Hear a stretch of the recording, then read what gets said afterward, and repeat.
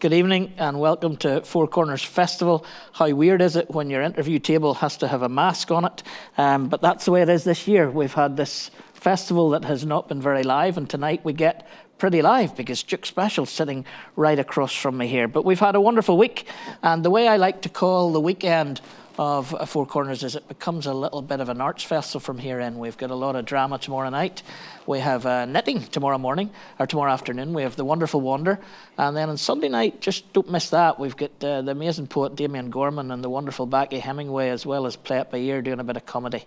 And so please look out, fourcornersfestival.com, and of course 4 is a number, not a word. We want to thank people for their support this year, all the funders that have given us the chance to do all the amazing things that we've been able to do, and also the donations. If you would like to donate to the festival, then please do that on the website. And if we could encourage you to become friends of the festival, some people have done that in the last year, and it's really helped us with the finances as the year goes on. So find all that information, if you would, in the festival. But tonight I'm very, very excited because we've had some amazing conversations over the last number of years with Iain Archer, with Ricky Ross, with Brian Houston, and last year with Gary Lightbody. And I'm so pleased this year to have Duke Special, simply because I can spend the last couple of weeks of my life totally self-indulging in Duke Special music and telling my wife that it's work. And but in doing that over the last couple of weeks, I've been a Duke Special fan since long before he was Duke Special. But I have to say, in these last days, I have been more and more amazed at the artistic gift that we have in our city. But before we talk to him, I'm going to let him sing us a song. Duke Special, play his Free Wheel.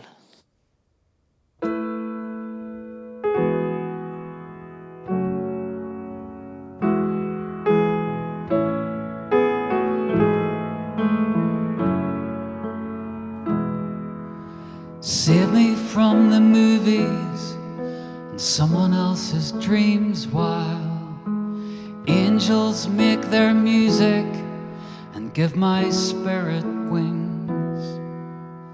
I just concertina wrap around the world, staying out till 6 o'clock, singing like a fool. Got this morning to live. Look at all the colors at my fingertips. I don't want to stand still, I just want a free will. I don't want to lose this. I don't want to stand still, I just want a free wheel. I don't want to lose this. Save my feet from dancing with just anyone at all. Worn out shoes, 'cause Lotus Blue keeps hanging in the hall. You're a face in the distance I hope to recognize, but it's like running through deep water, trying to look into your eyes. I've only got this morning to live. Look at all the colors at my fingertips. I don't want to stand still, I just want a free will. I don't want to lose this. I don't want to stand still, I just want a free will. I don't want to lose this.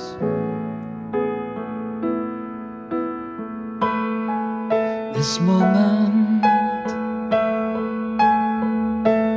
this moment,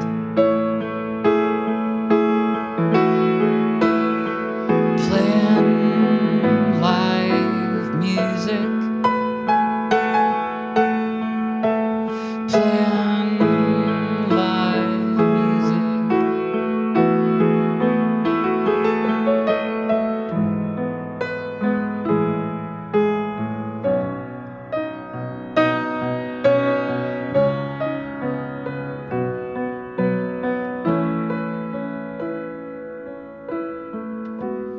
I don't wanna stand still, I just want a free wheel. I don't wanna lose this.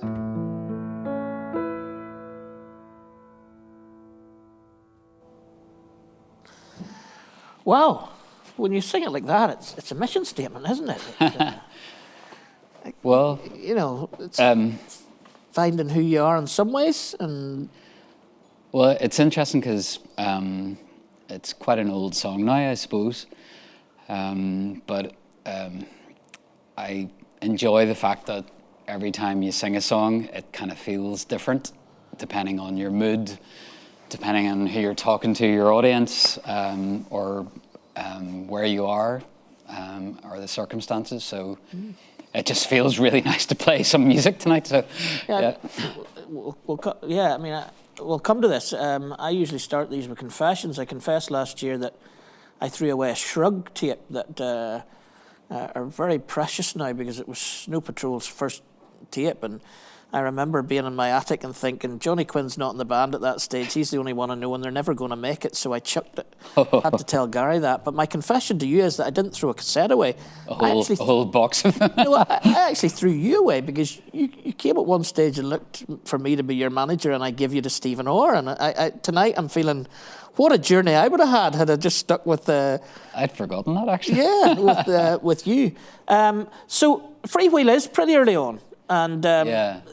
You know, and what you're saying there about songs, I've always, I suppose when I do these interviews with an artist, I'm always thinking about all the other artists, and you watch, well, sadly we can't just at the minute watch Joni Mitchell do A Case of You, but Paul McCartney doing Eleanor Rigby or whatever it is, you kind of think, did they do it the same every night and get fed up with it? But what you're saying as an artist, that's a different thing for you every night. Yeah, I definitely think it's different for different performers, but like some people like doing sets where it's exactly the same every night because there's, you know, it's new to the people that are coming to watch it. But I would absolutely hate that. I couldn't do it. So I do like changing sets around and trying to find different ways in, I suppose. A good Belfast association is like the likes of Narnia. I remember reading where you have to find, you can never go the same way twice. And I find that with songs. If you try and repeat yourself, it kind of doesn't, well, if I try and repeat myself, it kind of doesn't work. So I would tend to try and find a different moment in a gig. Or even, I mean, it's the same with writing a song, and some a lot of people have said to me, like, oh, why won't you do another song like Freewheel? And I kind of don't want to do that. It feels like life's too short to just keep repeating things. So I want to keep growing and trying different things and going somewhere I haven't been before. So, and that's what I've discovered, I think, this week, because this week, as well as listening to the albums, I've watched interviews with you about the albums, and then I've watched all the little promos about making albums, and I've realised just how much art is behind some of the stuff you do. But let me take you way back, because if we go way back to Hindford Street, well, you're Hindford Street, which was Downpatrick. I mean, you grew up in Downpatrick. Yeah. And you do talk somewhere about here in Avalon Sunset, and because Downpatrick is in Coney Island, is that? Yeah. And how that told you that, I suppose, you from Downpatrick could do what you do. Is that the first time you started to think, I'd like to be an artist or a singer? I think probably like a lot of people, when you find something that you can do okay, it becomes kind of your way through school initially. You know, like if you're good at sport, or if you're smart, or in my case, I could play and sing, and you become known as, oh, that's that guy who does that. And what were you playing and singing at that stage? I remember entering a song competition in second or third form, second form, I think, in down high school, and it was like for some Christmas song competition. So I remember writing it from the shepherd's point of view, and I'm pretty sure it's not a classic or a radio hit, but yeah, I remember just writing stuff, and there was like a little music store and going and playing there, and it was just playing whatever, I guess, and but yeah, that became like, I suppose, your way of coping or getting through school, I suppose. And but your identity early on then was, in some ways, the music. I'm just putting a note down here. Christmas, don't forget to ask Peter to play Shepherds. But the identity's a big thing for you and a big thing for all of us. But you spent a bit of time finding the Duke's special identity. How those early Bully House, Bully, Benzene Headset, where you stepped. I remember that time, and you told me that you were kind of doing a guitar record, and I was like, "You're not a guitar record guy," and I was ever so grateful that you went back to the piano. But those were times. We're a long way from school at that point, but those are the formative years that ended up with Duke. So could you talk through those and how you found the identity in the middle of all that? Yeah, well, I suppose that the piano wasn't very cool in the 80s or early 90s, really. So Oasis was pushing you. Yeah, I think it was. Yeah. A lot of the stuff that I kind of was admiring, where there was like guitarists out the front, kind of shredding away, and there was something really cool about that. And there I was playing piano, kind of ballady stuff on the piano, and it didn't seem very interesting. So I was kind of working with some friends and who I really loved, and loved what they did. So I think it was an exploration, really, and probably like a lot of people finding their niche, it was process of elimination. I'm really thankful probably that there wasn't so much YouTube and social media then, because I probably committed a few crimes against music. But it was. I distinctly remember having a conversation with my good friend Paul Pilot, who was from Coleraine and is from Coleraine, lives in Berlin now, in the fantastic band The Amazing Pilots, and kind of it was through a whole series of conversations, really, but kind of deciding to embrace the piano again, because he was saying to me, like, well, Peter, you can sing in tune and you can play the piano. A lot of people would give the right arm to be able to do that. Why don't we try and make a record that embraces that, but does it in an interesting way? And I mean, before that, I'd also discovered Tom Waits. So Waits, you discovered Waits at that point? It was certainly in the 90s. Okay. Probably mid 90s. I remember it was a guy called Johnny Parks, who I know that you know. Yeah.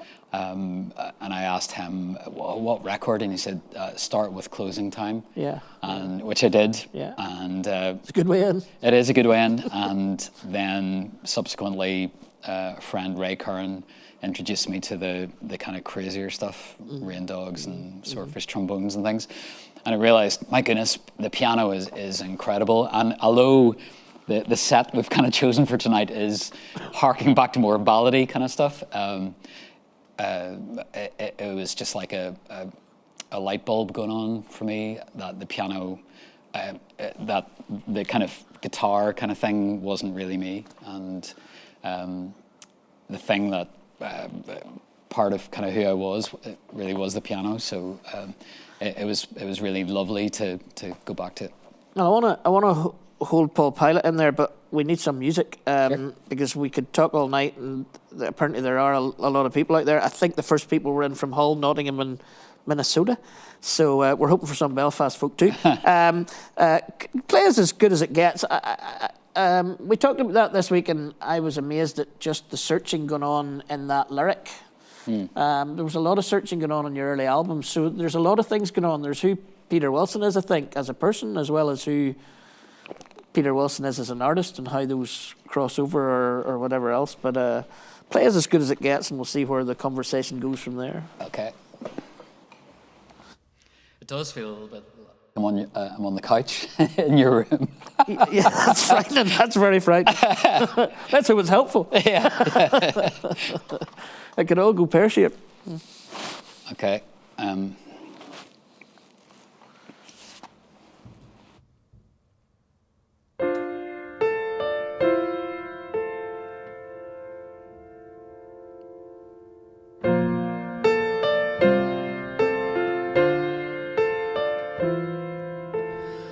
Wonder how we're supposed to be together.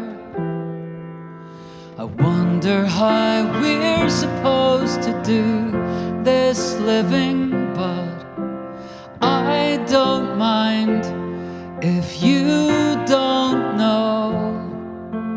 Maybe we could just pretend and paper over.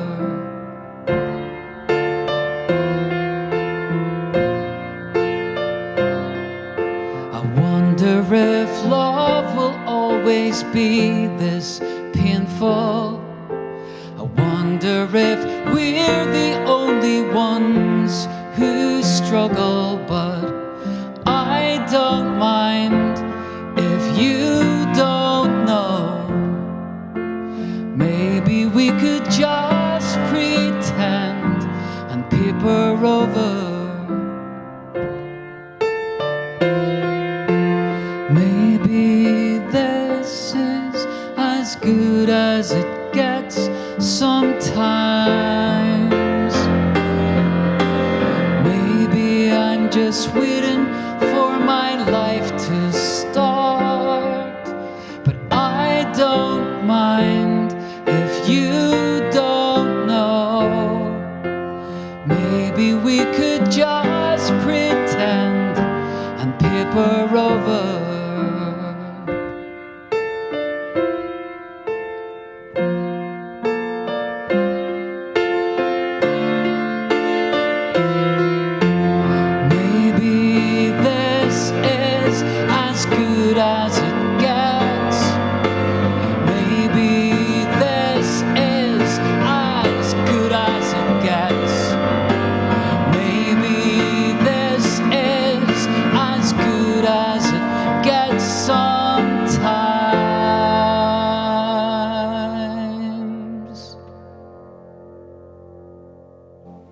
Duke Special, you're watching Four Corners Festival.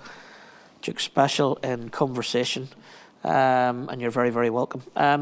Peter, you talked about Paul Pilot, and just this afternoon, as I get really, really obsessed with your work, I started to put together this kind of satellite group of people that you had around you and have had around you probably ever since. Paul Pilot, his brother Phil Wilkinson, Ben Castle, Chip, Dave Lynch. Now, London, Brighton, Coleraine, you know, Chip's from somewhere different than that, Birmingham? Well, London originally and Swindon. Swindon. Yeah. So, but it seems to me that when Duke Special became who your voice was, that those people all had some little bit to do with that. I mean, was it Stephen that got you together with Phil and Paul and Phil, or how did that all work? Really naturally, actually. There was no kind of great plan. Stephen Orr was managing myself, was managing the Amazing Pilots. Dave had come over from Eastbourne. I'm not sure how that had come about, but maybe probably through Paul, I would imagine. Paul and David met. Chip, I'd lived in England 1990, so I'd met Chip there, and we'd kept in touch. And it was, I think I realized quite quickly that I work best when I'm collaborating. So I find I'd kind of already found a kind of platform or a vehicle for, because what I didn't want to do was try and just be a singer-songwriter called Peter Wilson. That just felt very Northern Irish, and just a bit kind of ordinary. And you were looking at the bands, and band names, and so that led to the idea of having like a stage name, and it was actually because we're putting out the first EP, Lucky Me, and I needed a name, so I kind of settled on that. But I was already enjoying the kind of freedom that it felt, where I didn't have to be myself.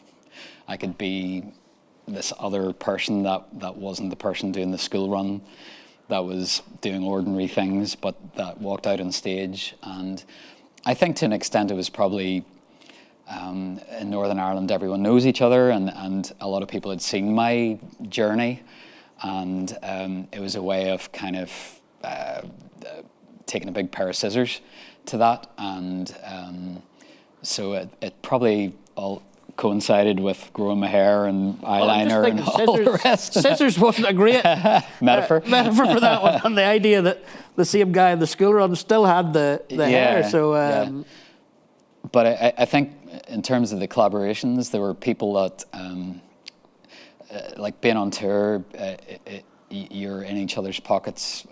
You're living in very close confines. Doing each other's heads in or whatever, but there have to be people that you either already love or grew to love, that are like family. So I was very careful, I suppose, that I didn't want to work with people that were big egos and difficult to, maybe brilliant, but difficult to be around. I loved working with people who were brilliant, but really good fun, and who also knew me. Which I think is the case for a lot of people who grow from from one stage to another. It's so important to be able to bring those people with you to keep you sane and in check and stuff like that. So. Yeah, but it wasn't like, knowing that part of your career better than I do now, it wasn't as if you tried 100 people and, interviewed these five. The organic way that came together was another, for me, fascinating part of your story. That, when Ben comes on board to probably just play a bit that Paul thinks might be useful for, then he becomes like a brother nearly. Yeah. And on stage, you are all so, it's like a brotherhood, and yet it wasn't as if you all grew up in school and you happened to be together, or you didn't all come from Liverpool. Like, there was something about that that's quite unique and continues for the whole journey, really. Yeah. I can only speak for myself probably, but I would guess that we all probably felt like kindred spirits, with I don't know, not fitting in, kind of having certain worldviews. Also, I think the Duke Special thing became like this thing that we could all kind of engage with in a way that all of us were able to kind of express parts of ourselves maybe that you couldn't in either normal life, or if you were trying to be a serious musician. There was a lot of fun and a lot of kind of there was definitely theatre involved in it, so that enabled us, I think, to express part of ourselves that maybe we couldn't at other times. Because you're going to play Salvation Tambourine, but before we get there, I'll take you to the next album. I never thought this day would come, when Paul and you set out to make sure you don't do what you've just done. And I think your words were, you wanted adventure and he wanted mischief. And I thought that's a really interesting way to. I'm not even sure the Beatles thought that when they went in to make Rubber Soul or Revolver. We wanted adventure and mischief, and it seemed to me that as you said, that was all of you as a unit wanted that rather than just yourself. But Paul also says at that point that he wanted, what he wants to do as a producer is to help people find their voice. Surely he's never done that better than what he did for you at that point. Yeah, Well, as I mentioned, Paul kind of encouraged me to embrace the piano again and to think of rather than rock and roll music, because he was sensing that I was drawing on all kinds of older things, and the kind of music that I was writing was probably kind of like old parlor music, and people used to say, oh, your stuff is like vaudeville or something from a musical and stuff like that. So I think he caught that and encouraged me to be okay with that. But for that record, it was, I think, just not repeating ourselves, but again, finding a place, because I think all records, where you record them has an impact on what they sound like, even if it's not perceptible to the listener. I think for me doing it was also a chance, because I was on a record label at the time, to do something that I'd probably never be able to do again. So we went to America, to Champaign, Illinois, and to Chicago, and then from Champaign, Illinois to Cullyback. Yay! yeah, they're kind of twinned, I think they should be. As someone comes from 2 miles from Cullyback, that's just very exciting for me. I would like to see that on the Welcome to Cullyback, twinned with Champaign, Illinois. Duke Special recorded. There's your ambition. Anyway, Salvation Tambourine, play it, because people are looking for some music. And, okay. Again, we'll chat again after that. I'm a bit worried here, because I'm just realising that this is probably safe tonight, but if I was at the Empire, I'm sitting in a very dangerous place for a live Duke Special gig. Dear knows what you would be doing beside me.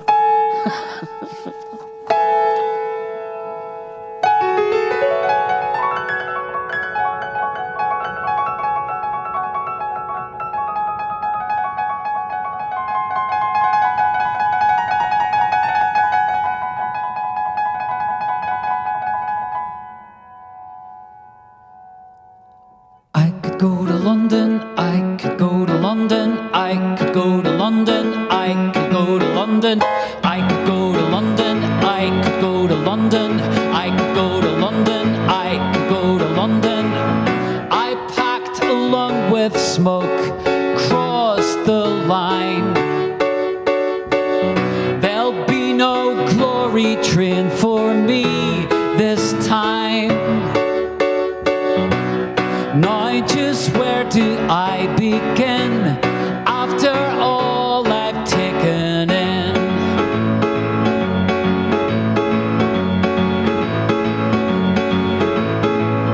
I bought your fire trees, your Sunday bells. I spoke your Holy Ghost, I drunk your wells. Tongue has had to go side and centigrade in tow.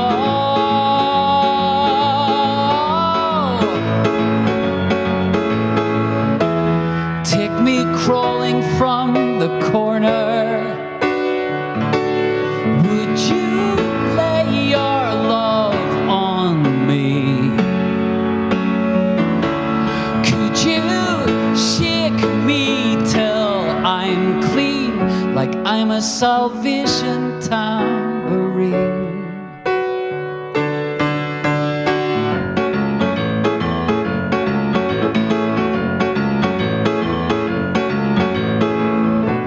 I heard from Canada the day she died.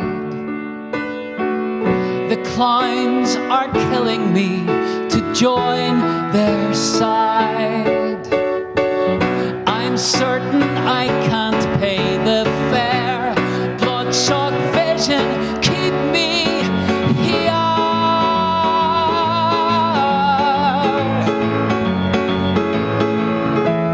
Take me crawling from the corner. Would you lay your love on me? Would you shake me till I'm clean? Would you lay your love on me?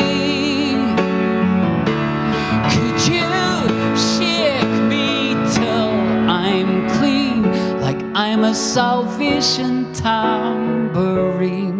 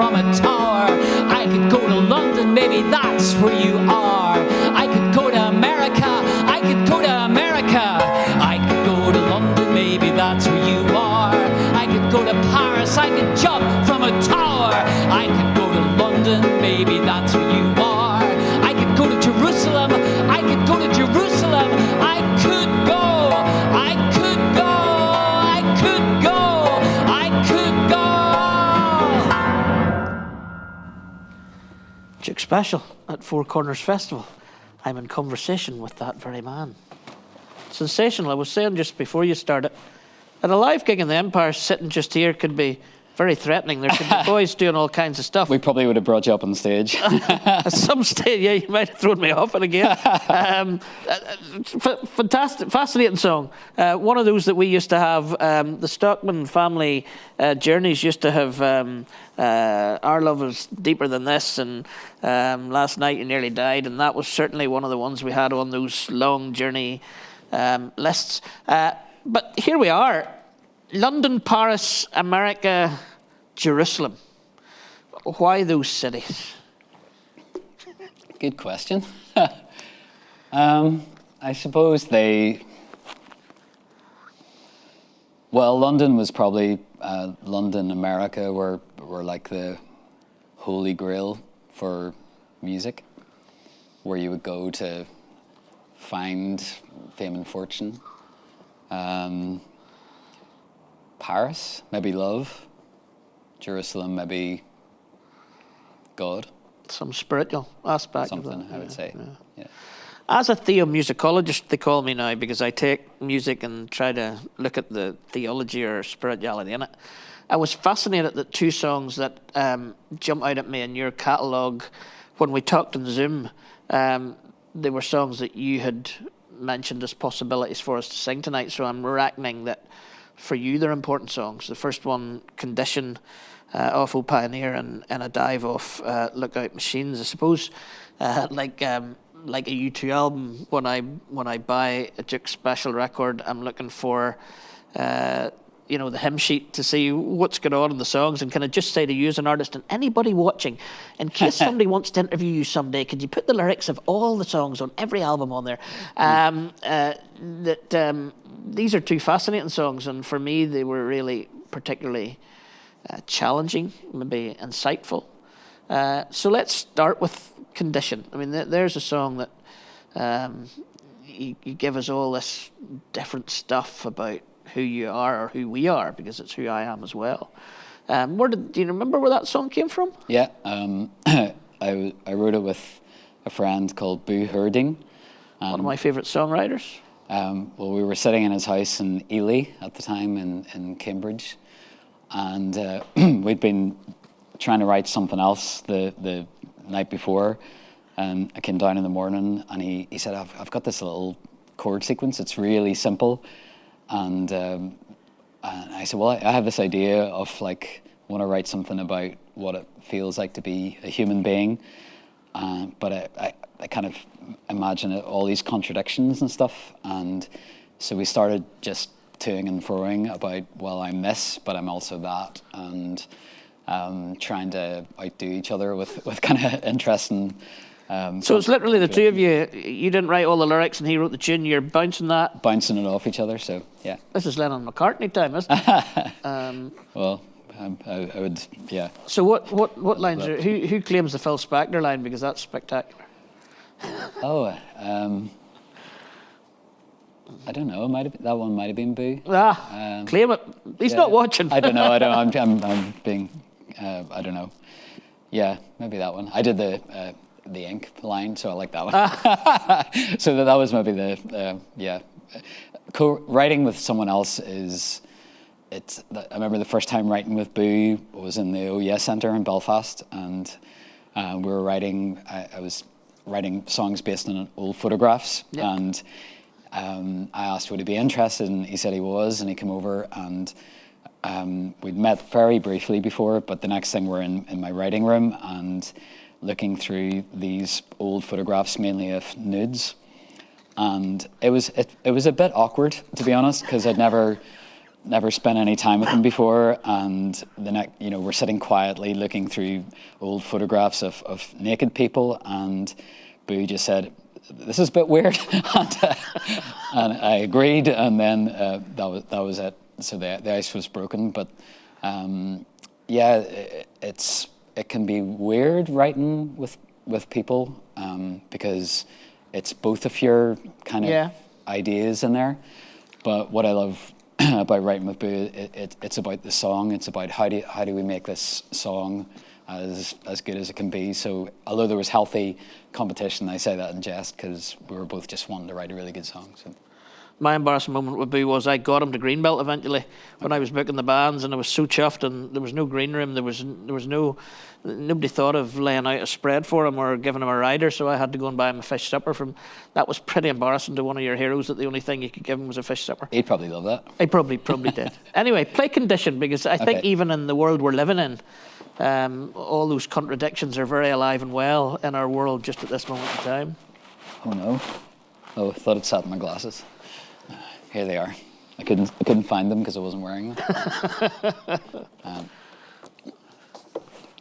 Okay, sorry, 1 second. Here we are.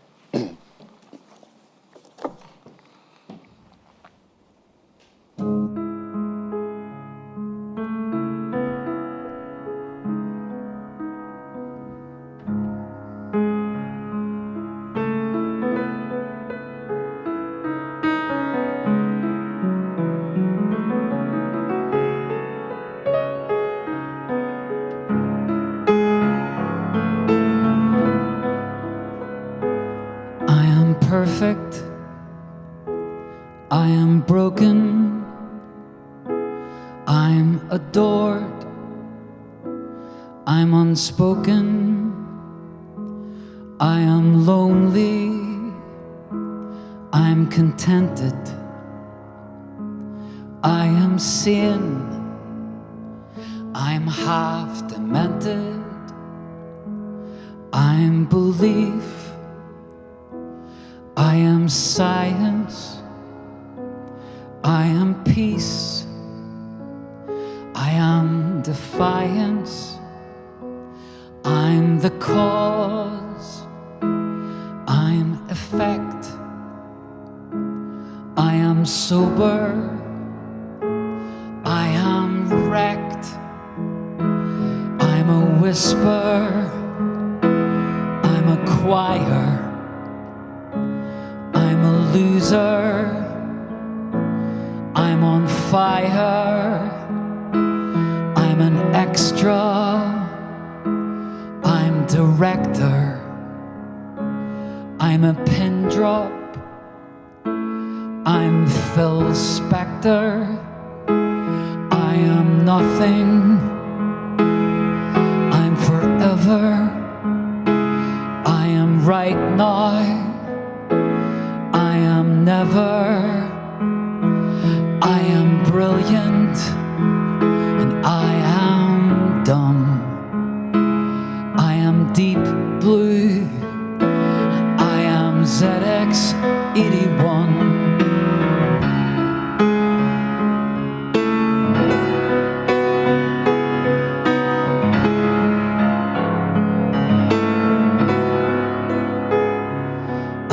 Black and white, I am color, I am risk, I unholy, I'm disaster. I am cracked and I am an answer.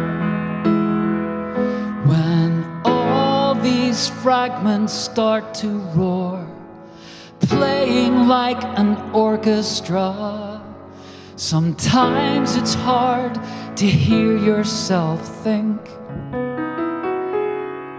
It's like the words are crawling back inside the ink.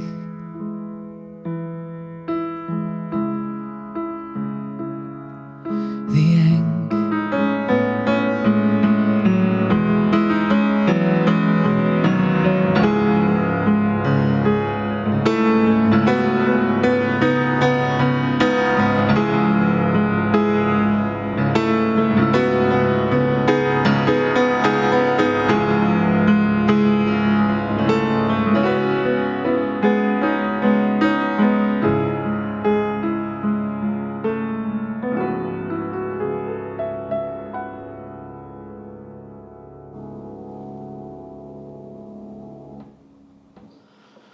Duke Special, Four Corners Festival in conversation. It's a wow line, the ink. Oh my, it's a good one. I was pleased with that one. Every now and again you get a line, you go, oh yes. Definitely be proud of that one. Yeah. And then in a dive, it was interesting because when we were discussing tonight, and I've wanted at Four Corners for a number of years, and for a number of reasons that didn't happen, and then we met in a Centra not so long ago, and I tried to push you to do it, and it must have been a couple of days later. We were at a planning meeting, and I said I really wanted to go for it. And one of my reasons was that, to me, you're intrinsically Belfast, but when we were having that conversation, you were kind of saying that you didn't think Belfast is very much involved in what you're writing, and I had to go away and think a bit about that, and then I found a review I'd done of one of your live gigs, and I don't know where you said this. I don't know where you said this. Don't know whether you said this in an interview. I don't know whether you said this from the stage. I doubt if you said it from the stage. But in a dive, you said this song is about Belfast. Really, it's about what people recognise as spiritual and what it means to me to be spiritual. My point is that whatever people mean by God or grace or spirituality, it's often not in the obvious places. And I thought that's interesting because you were thinking Belfast's not that involved in your work, but when you described in a dive, it was Belfast. Is there a dissertation out there for somebody, Belfast in the work of Duke Special, that you haven't recognised before? So in a dive, did you recognise Belfast in it from the start? Did it start with an idea about Belfast, or did you think about that as a possibility afterwards? I suppose it does come from my own journey. I wrote the song in Rack Studio in London with two guys, David Saw, Jonathan Cornby, and they were. I was just writing with loads of people for that record and trying stuff. And I just had the line before I went over. Driving on the carriageway towards Hollywood, Jesus and his blood don't mean that much anymore. Now, there was a line that frightened the pastor when he heard it, but then I listened on. But go on. Yeah. Excuse me. So so it is personal to an extent, but it came. I suppose it comes from my realization that probably the most spiritual anyone can ever be is to learn how to be kind to other people and not be a dick. It's not a theology or a right or wrong, it's a way, because that comes out in the song. I couldn't help but thinking of David Gray, who said, we're trying to spell what the wind can't explain. That you say later on about not confining, it's not confining to your thoughts in your head or something. Yeah. I think we're really good in this country for pigeonholing and maybe someone thinks this, therefore they are this, or someone has this name or whatever. And I think the song wasn't written in anger or in kind of for any other reason than the humility that comes from making a complete mess of things. To not put a find a point on it, I can't even say the phrase. The words went back into there. Yeah, but I think it came from my own journey and the very humbling experience of making a complete hash of things, and but seeing amazing kindness and some people say spirituality, or other people just say being a decent human being, seeing that from unlikely quarters. So that's where it comes from.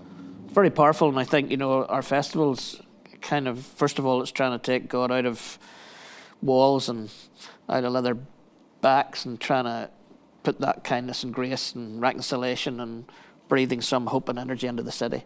And I think the first line for a pastor like myself, I think then when you talk about finding, I think that's the other thing we have in Belfast, is that we don't think that there's any sense of God or spirituality outside of our church or outside of the church.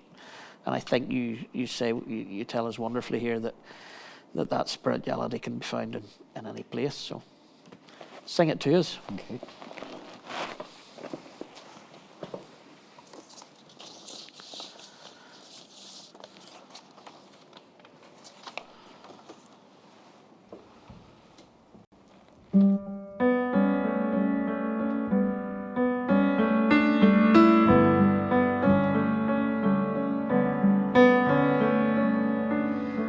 Jesus and his blood don't mean so much anymore.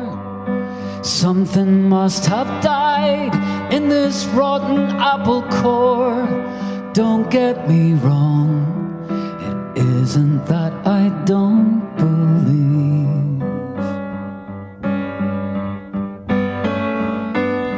Maybe it's this place I grew that burns in my throat. Fundamental issues who carry souls to the boat. Courage to find, but I refuse a safety net.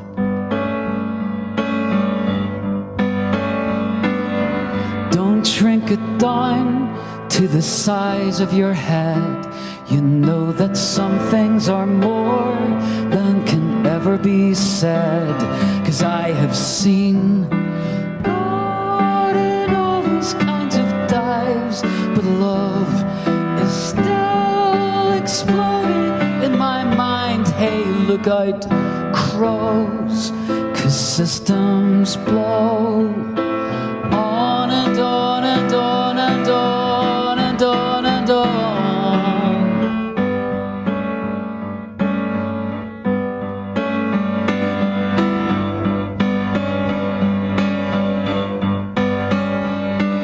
Certainty's a city I decided I should leave, to live within the waters filled with doubt and fallen trees, tangled and cold, feeling like a drowning man.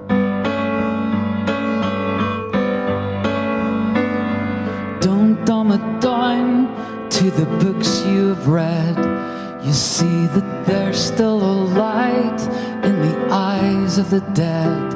'Cause I have seen God in all these kinds of dives, but love is still exploding in my mind. Hey, look out, crows, 'cause systems blow on and on and on and on and on and on.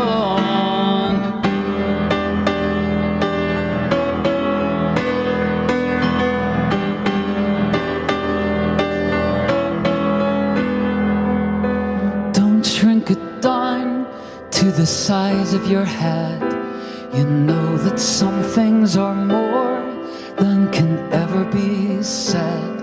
'Cause I have seen God in all these kinds of dives, but love is still exploding in my mind. Hey, look out, crows, 'cause systems blow on and on and on and on and on and on. Hey, look out, crows, 'cause systems blow on and on and on and on and on and on.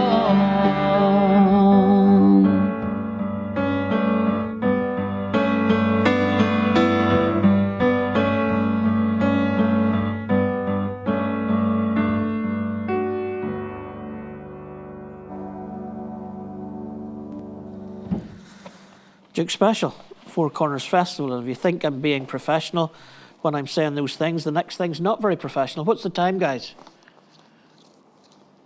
20 past. 20 past. That's plenty of time, have we not? Have we not? Plenty of time. Thank you. Very powerful stuff, and I appreciate your honesty and the song. We're going to talk a wee bit about Belfast and two collaborations.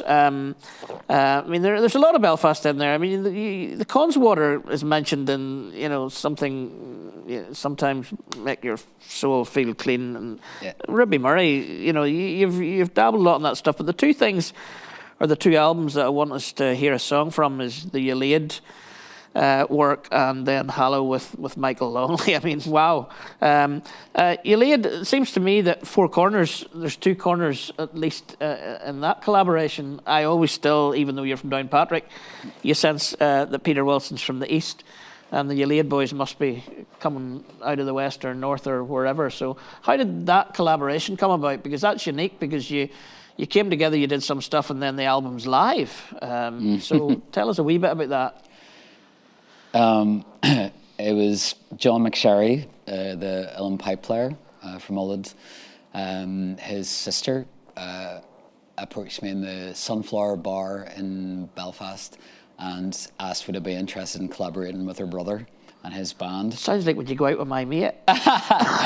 Well, with musical collaborations, it feels a bit like that, and I was like, I don't like. I really liked what I knew of John and of Ulaid, but I had no idea how it would work, and it turned out they were the same. So we had a kind of blind date. A blind date. 4 of us in the blind date. Actually, at the Lyric, in the coffee bar there, and we chatted just like ideas. And Donald had mentioned about this collection of poetry, books, deeds of houses, all kinds of stuff in Central Library, collected by a guy called Francis J. Bigger, and that might be an interesting place to start.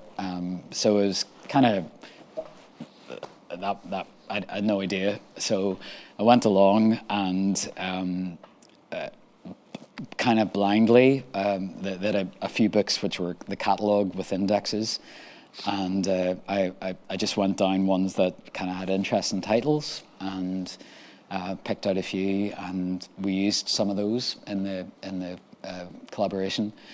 And the guys brought tunes, and but it was very much about Belfast, actually. Yeah.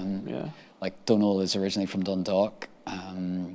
John's from Belfast, and Sean Hogue is from up north.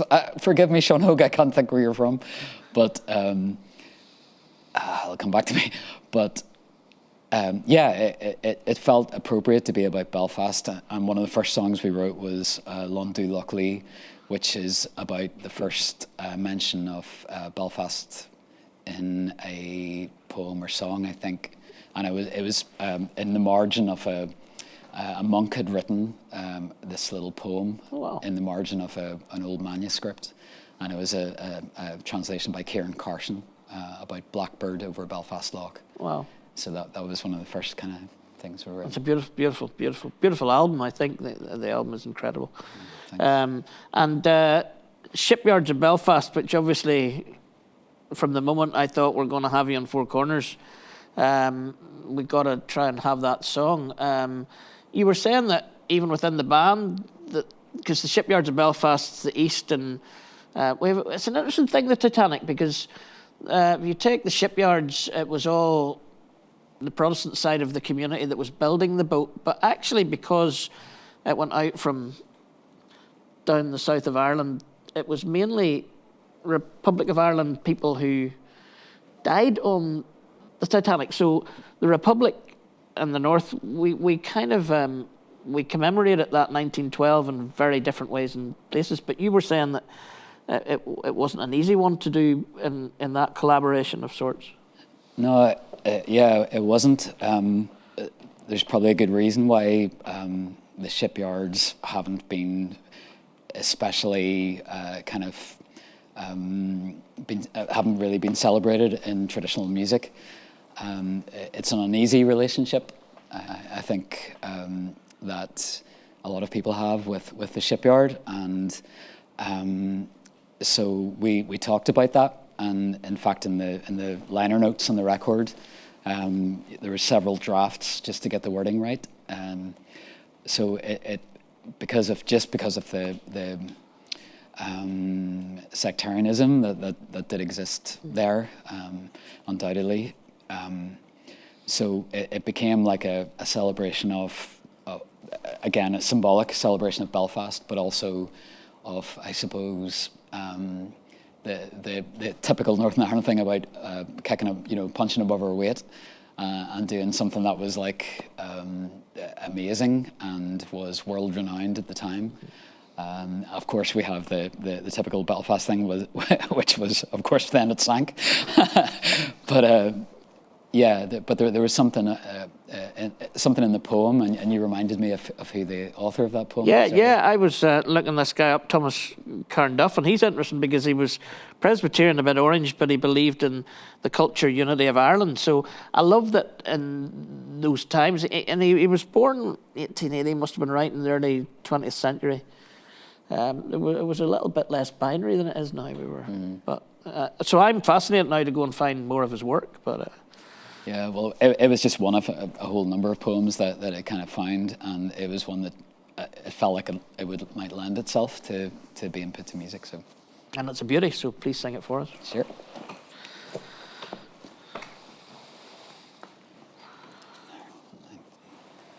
1 second. Okay.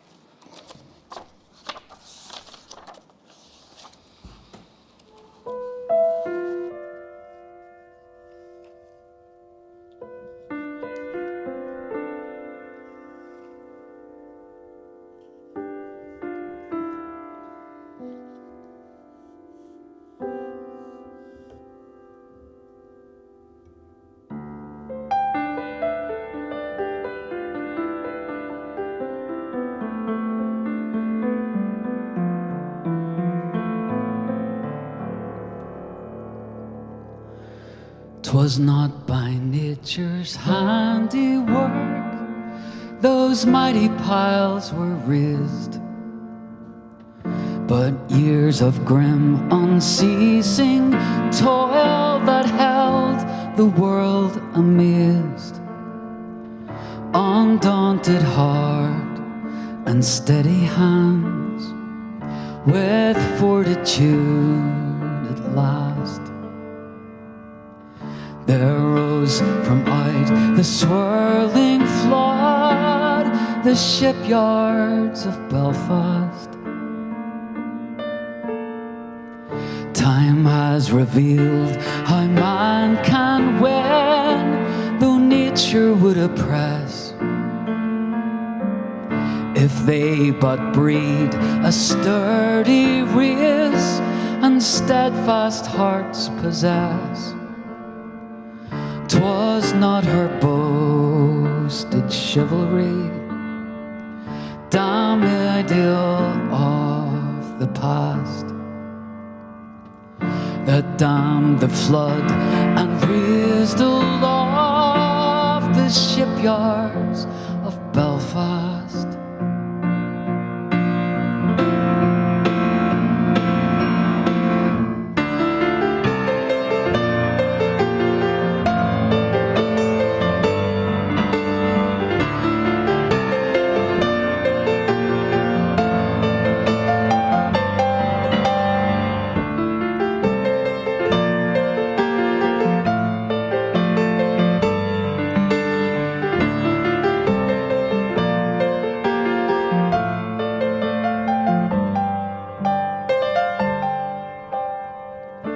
The mighty deeds of bygone days live but in history's page, and graceful arts portray the gifts of each successive age. But how can man enrich the soil by worshipping the past? It was not thus how man produced the shipyards of Belfast. It was not thus how man produced the shipyards of Belfast.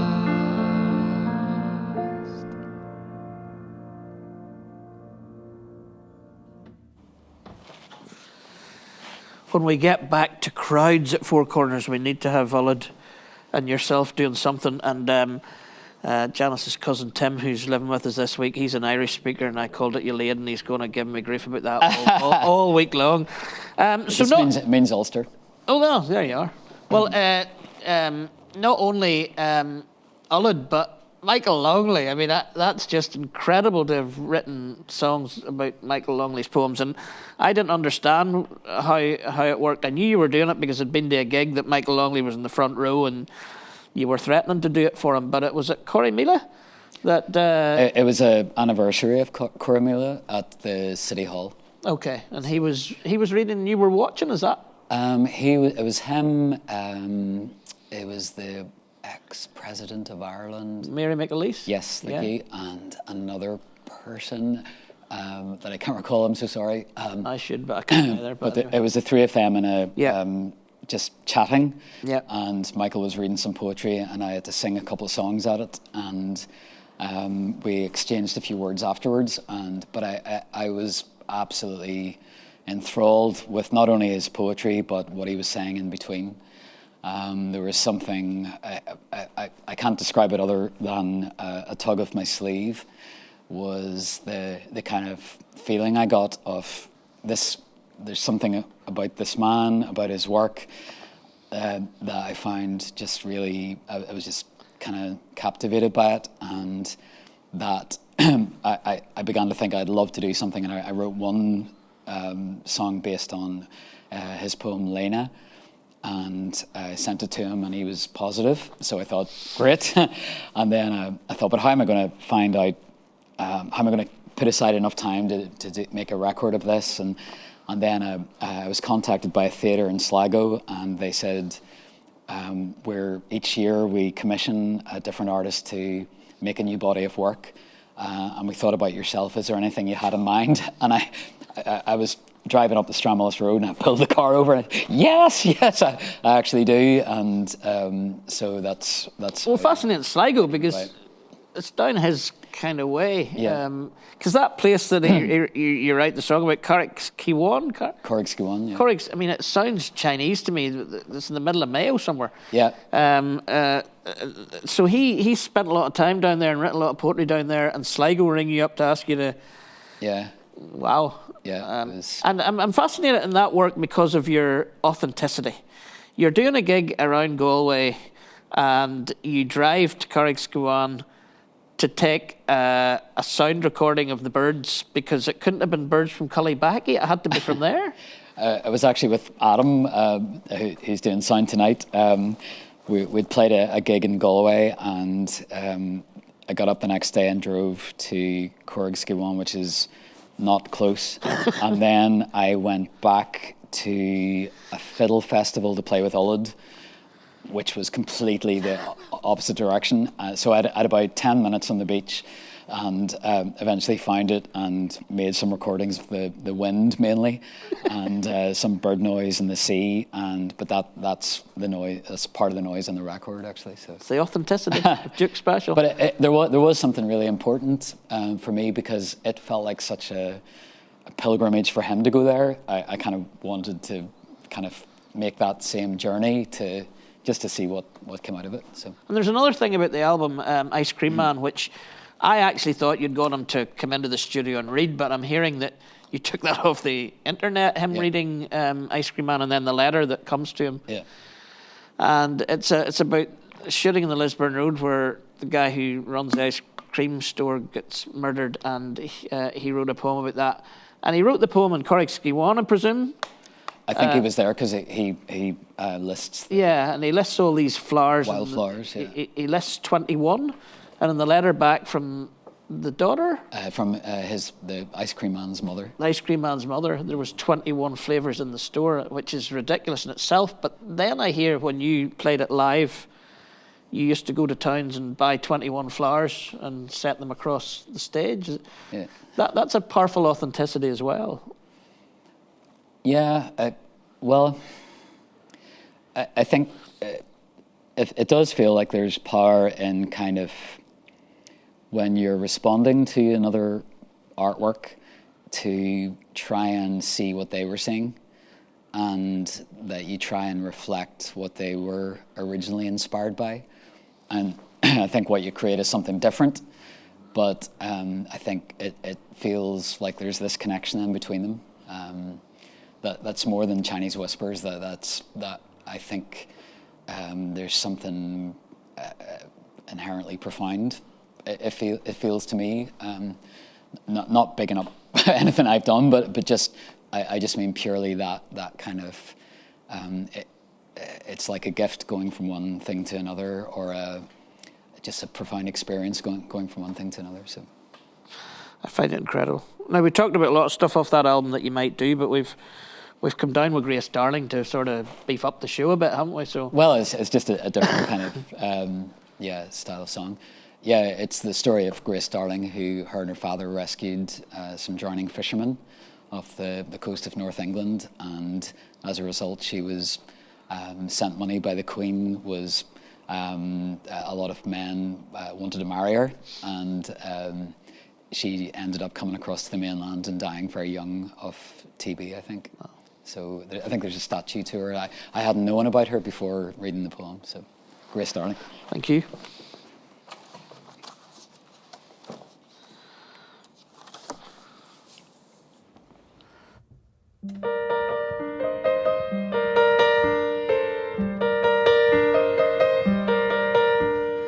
After you had steered your kobold out of the storm and left the smaller islands to break the surface like draughts shaking that colossal back cloth, there came £50 from the Queen, proposals of marriage. The daughter of a lighthouse keeper and the saints who once lived there on birds' eggs, rainwater, barley, and built to keep all pilgrims at a safe distance, circular houses with views only of the sky. Grace, Grace, darling,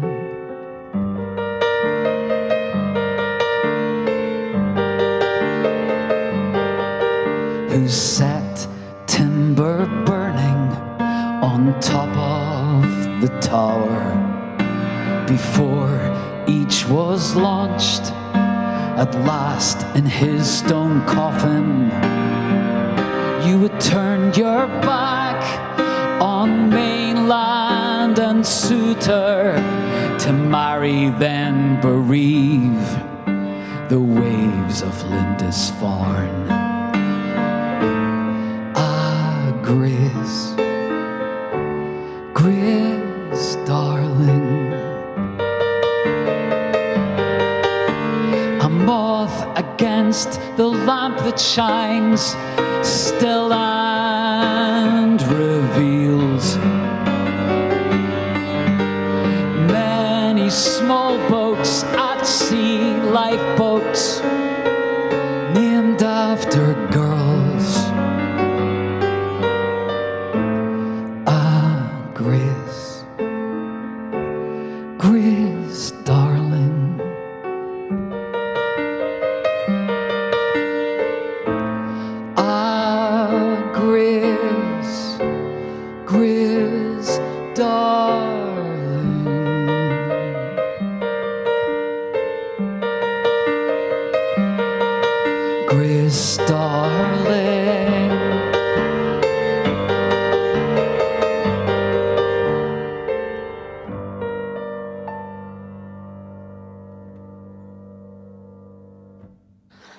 Duke Special in conversation at the Four Corners Festival, and we're probably running out of time as we thought we might, Peter.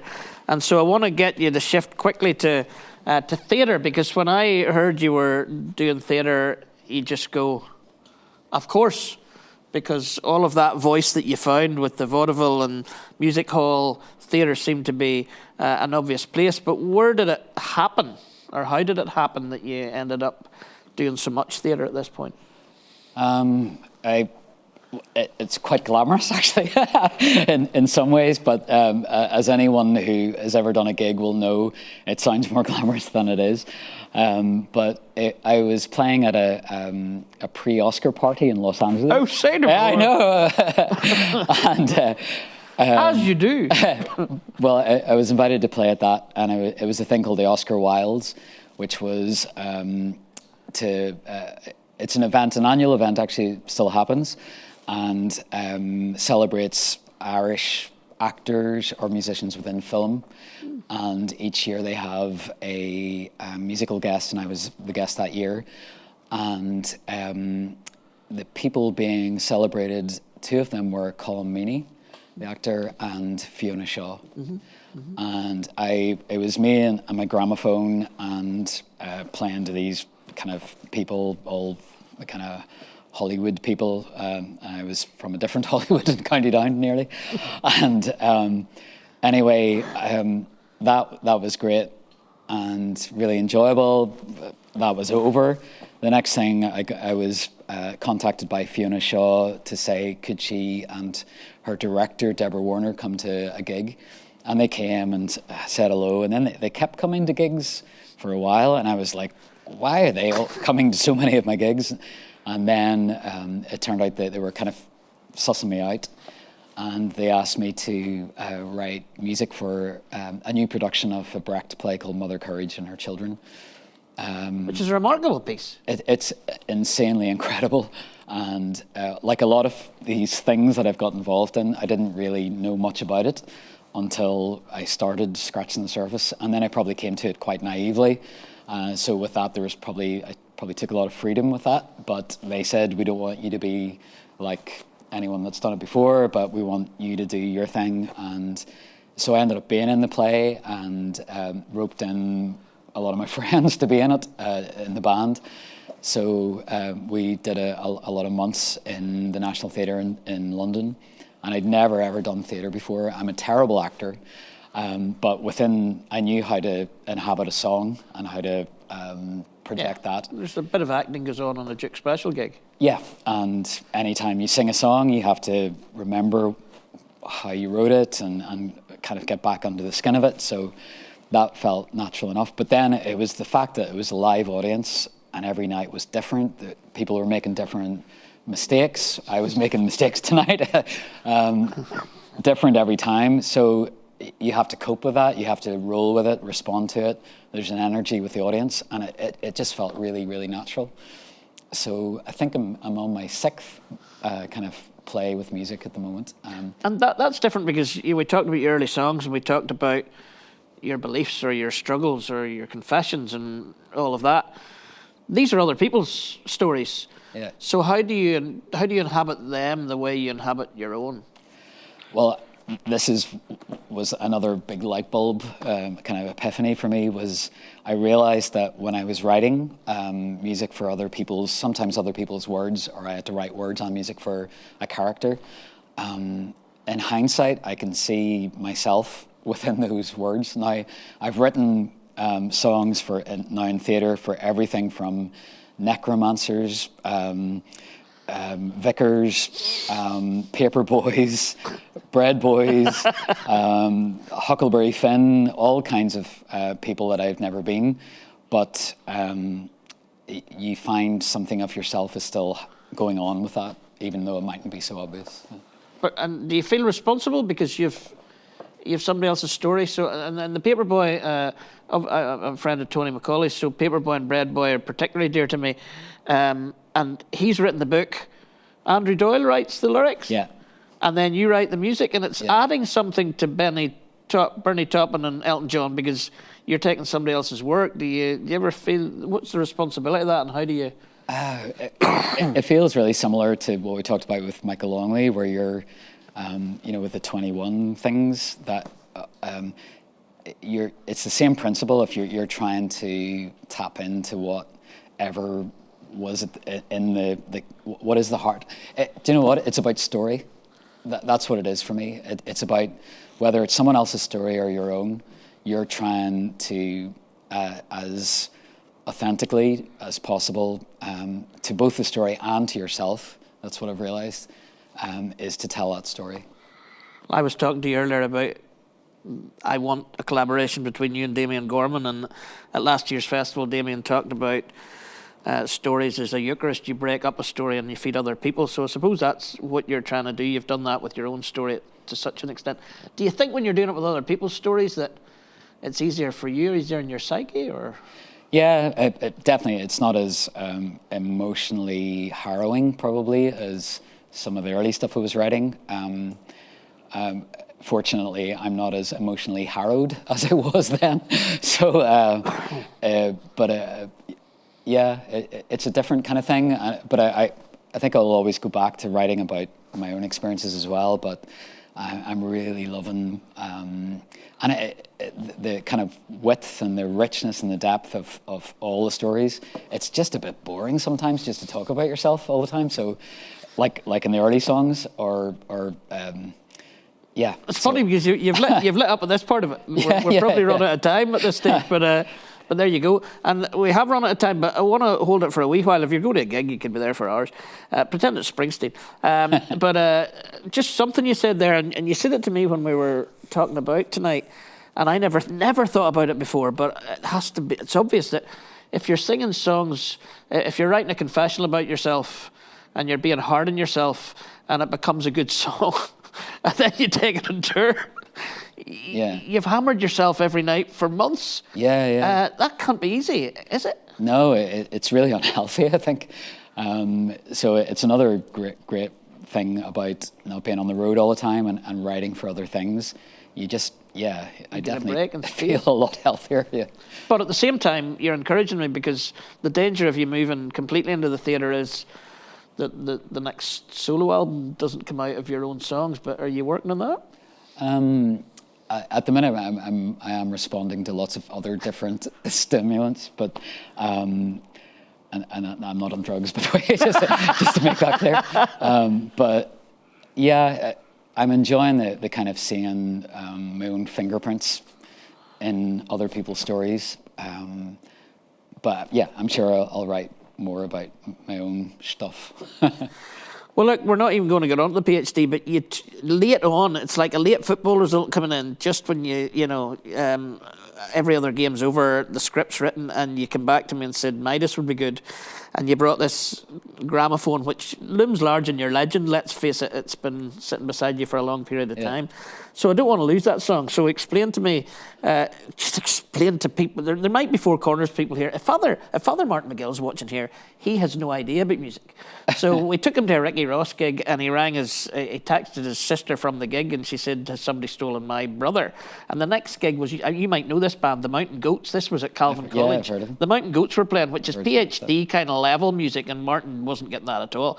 So explain to Martin and those who are not Duke Special fans, what on earth you've been doing with this gramophone and how you use it. It's just a record player playing scratchy noises and music. So, but the song's about it's a story of Midas, and everything he touched turned to gold, and that then didn't go so well for him when he touched his family. But it's also about the idea of creative people, kind of what you were talking about the early stuff. We use our traumas and all kinds of things and make them into art. And the good thing about that is it exercises some of that and makes it into something beautiful. On the other hand, it becomes this object that we can hold aloft and say, here is my hurt or whatever, if that makes sense. Interesting. But sorry, you've done it. That intrigues me, because it's been 10 months in this zone where I've got a mask and we have the limited number of people in the room and we're trying to keep the social distancing from tonight. People are feeling isolated. People are feeling alienated. People are feeling lonely. Do you think there'll be a lot of sad songs coming out of these 10 months, or? I don't know. It's like when you're talking about people growing up here in Northern Ireland during those times we got punk. Well, so true. I think there'll be a lot of triple records coming out. I imagine Glam rock and prog rock will come back. Yeah, but I think it'll be everything, as everyone's journey is at the minute. Good days and crap days. So give us Midas Touch. Okay.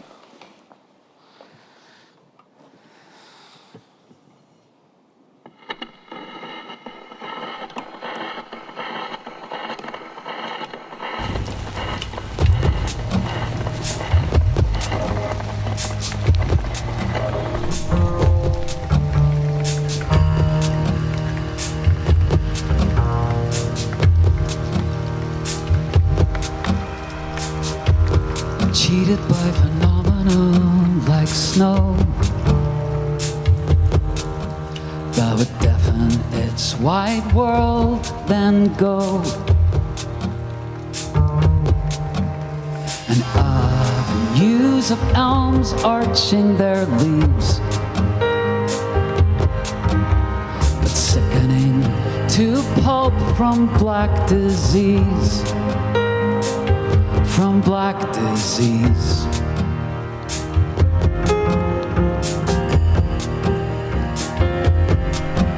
It was only when the girl whom he adored said he was unromantic, made her bored, that he took to pen and with its nib of gold inscribed on paper a permanent world, a permanent world.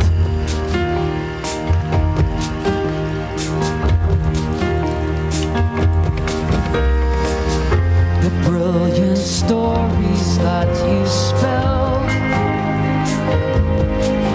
could thrill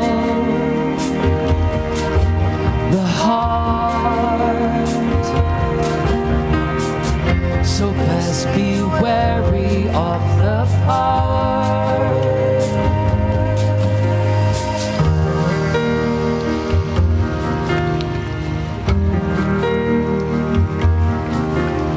Now he could coin in bullion from his words a rising moon, a flower, a flock of birds, or keep the sun-struck snow crisp in its ford, and lovers keen in a freshly minted poem could watch his mom in deathbed agony, his mind already stamping the obituary. The obituary.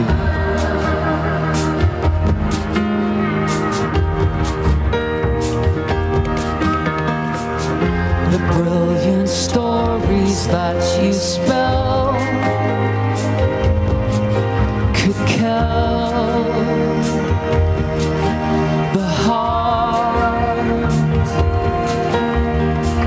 So best be wary of the power. That curse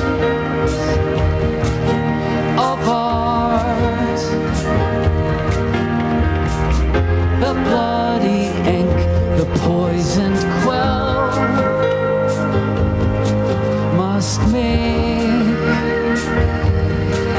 its mark. The wonder hanging there until you touch it.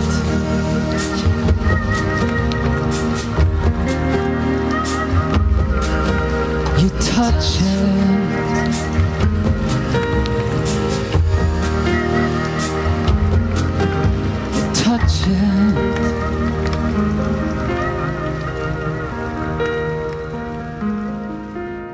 touch it.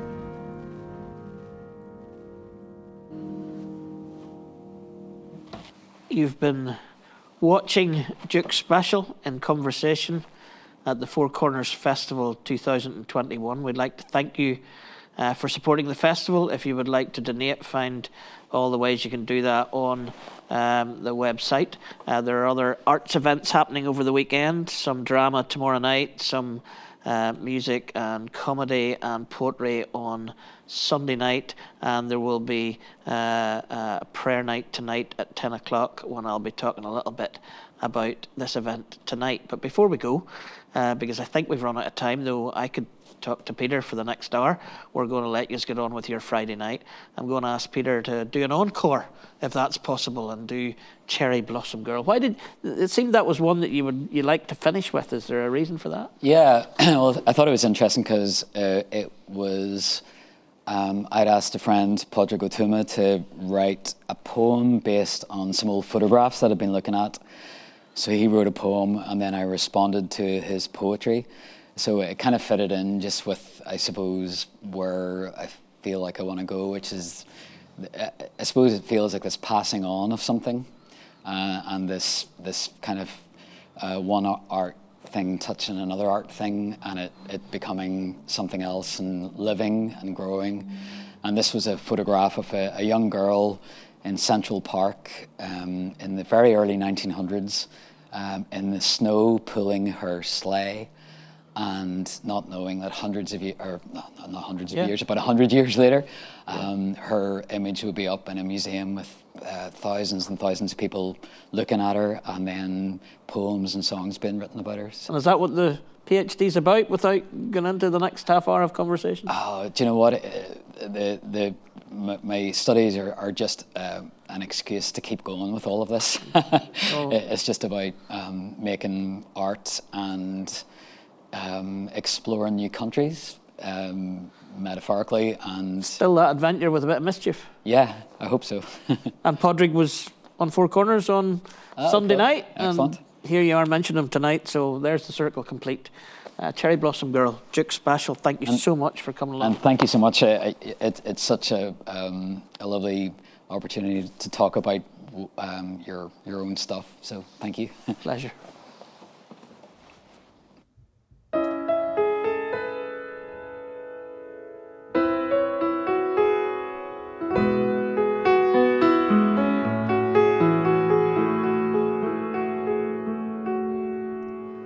Penciled in snow, the leafless branch bows over, going nowhere fast, going nowhere. She lifts and drops her boot-clad legs that shiver, going no place fast, going no place. Cherry blossom girl, oh February flower, cherry blossom girl, I am under your power again. 3 trees in sleep, and me, I had old feelings, breezing through me late, breezing through me.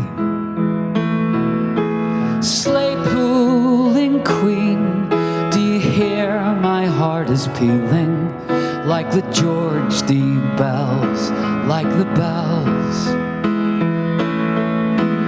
Cherry blossom girl, oh February flower, cherry blossom girl, I am under your power again.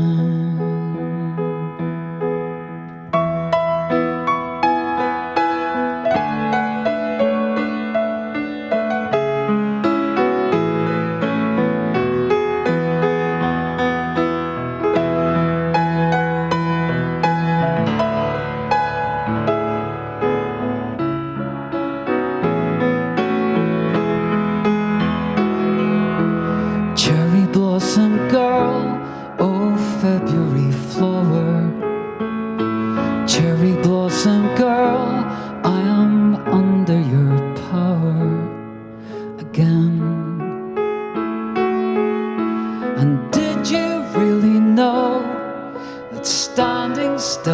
snow makes your heart just go a little slower.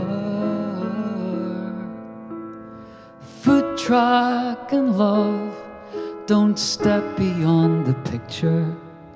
There will come a time, it will come, when 10,000 eyes will see you in your joy, with the ghosts of trees and memories. Cherry blossom girl, oh February flower. Cherry blossom girl, as cold as you are. Cherry blossom girl, I am under your power again.